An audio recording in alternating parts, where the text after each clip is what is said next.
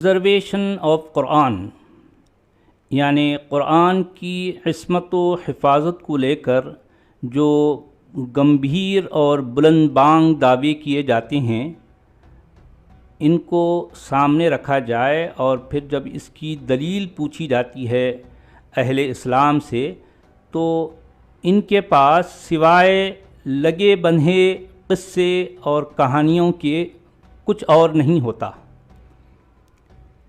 دعوے اتنے گمبھیر ہیں لیکن ان کی دلیل صرف پھس پھسی اور کھوکھلی ہوتی ہے، کوئی ٹھوس ثبوت ان کے پاس نہیں ہے۔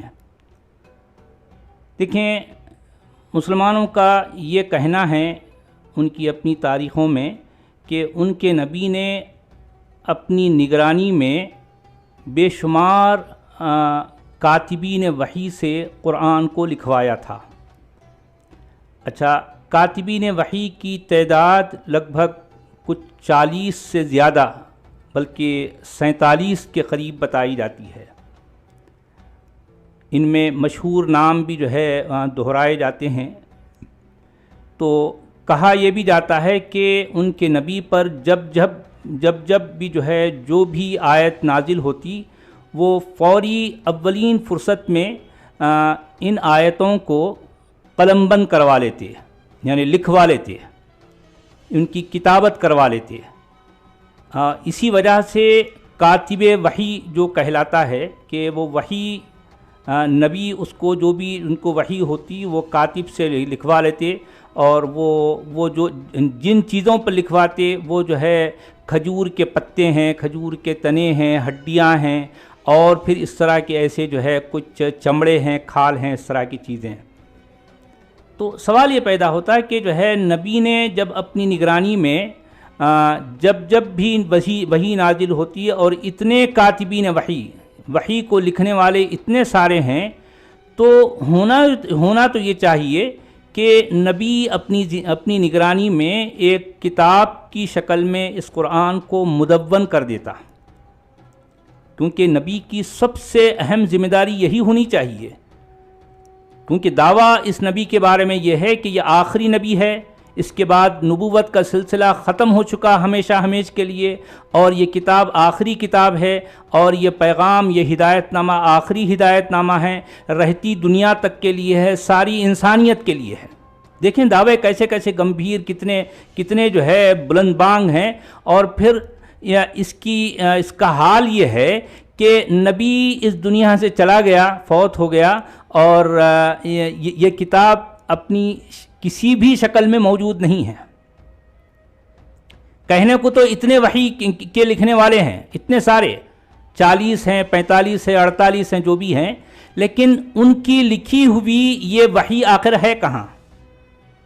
دیکھیں کہ بھئی نبی جو کہ آخری نبی ہے اور خالق کائنات کا آخری پیغمبر ہے، آخری جو نمائندہ ہے، وہ اپنی نگرانی میں یہ وحی لکھوا رہا ہے، تو اب یہ ہونا تو یہ چاہیے کہ وہ چیزیں ایز اٹ از آج ساری دنیا کے سامنے ہوتی۔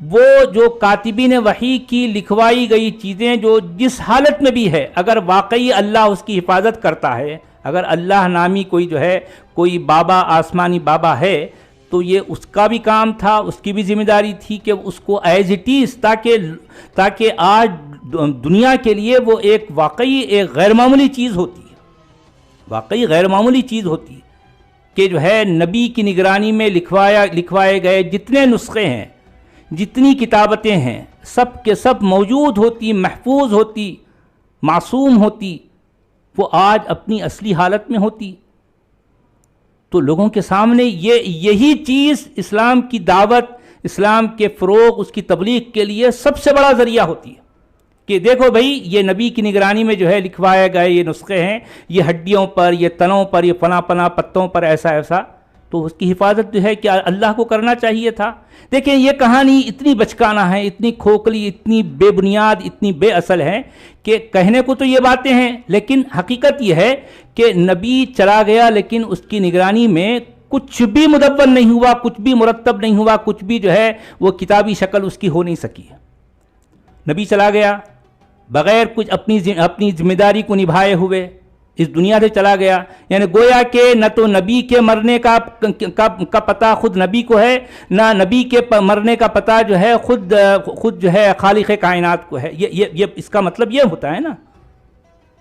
اس کے بعد خلیفہ اول ابو بکر آتے ہیں. ان سے جب عمر کہتے ہیں، کیونکہ وہ جنگ یمامہ کے بعد جو ہے بہت سے جو حفاظ وحی ہیں، جو وحی کے قاری ہیں، وہ لگ بھگ 70 سے زیادہ یا 77 جو ہے مطلب وہ جو قراء ہیں وہ اس جنگ میں جو ہے شہید ہو جاتے ہیں. تو عمر کو یہ خدشہ ہو جاتا ہے کہ جو ہے اگر یہی حال رہا تو قرآن ہم سے ضائع ہو جائے گا. اب پتہ نہیں کتنا قرآن ضائع بھی ہو گیا واقعی. جو اصل قراء تھے اس میں سے اتنی بڑی تعداد تو جو ہے وہ اس جنگ میں جو ہے شہید ہو گئی. اب جو بچے کچے تھے، عمر کے جو ہے کہنے پر ابو بکر نے جو ہے یہ کام شروع کرنا چاہا، لیکن ابو بکر نے عمر کو کہا کہ اے عمر، میں وہ کام کیسے کر سکتا ہوں جسے نبی نے خود اپنی زندگی میں نہیں کیا. دیکھیں وہ بے ڈھنگا کام وہ کام نہیں کر سکے تو یہ بھی نہیں کرنا چاہ رہے ہیں. یعنی اتنی اہم چیز کو ایک کتابی شکل دینا نہیں چاہ رہے ہیں. بالآخر جو ہے وہ جو ہے کتابی شکل جو ہے ان کے زمانے میں ہو گئی، خلیفہ اول کے زمانے میں. اس کے بعد خلیفہ دوم کا زمانہ گزر گیا، ان کے زمانے کا بھی جو ہے کوئی قرآن آج. تو میں کہنا یہ چاہ رہا ہوں کہ آج پوری دنیا میں جتنے بھی نسخے پائے جاتے ہیں وہ سارے کے سارے 8ویں 9ویں 10ویں عیسوی کے ہیں. پوری دنیا میں نہ تو نبوی دور کا کوئی قرآن ہے، نہ تو جو ہے صدیقی دور کا، نہ فاروقی دور کا، نہ عثمانی دور کا. عثمانی دور کے بارے میں تو یہ کہا جاتا ہے کہ عثمان نے اپنی نگرانی میں لگ بھگ 11 سے زیادہ نسخے لکھوا کر دنیا جہاں میں بھجوائے تھے. ان 11 میں سے کوئی ایک نسخہ دکھا دیں. یہ میرا اوپن چیلنج ہے. علماء اسلام سے یہ میرا اوپن چیلنج ہے کہ عثمان کی نگرانی میں لکھوائے گئے 11 نسخوں میں سے کوئی ایک نسخہ، کوئی ایک مصحف مجھے دکھلا دیں. کیونکہ دنیا جہاں میں بھلے وہ تاشقند ہو یا ٹاپ کاپی استنبول ہو یا جو ہے مشہد حسینی قاہرہ ہو یا الجامع الکبیر صنعاء یمن ہو یا جو ہے برمنگھم یونیورسٹی کا جو ہے جو مخطوطہ جسے کہا جاتا ہے، اس کی بھی ایک عجب کہانی ہے. ان میں سے کوئی بھی ماہرین مخطوطات کے مطابق ان میں سے کوئی بھی نسخہ، کوئی بھی مخطوطہ 8ویں صدی عیسوی سے پہلے کا نہیں ہے.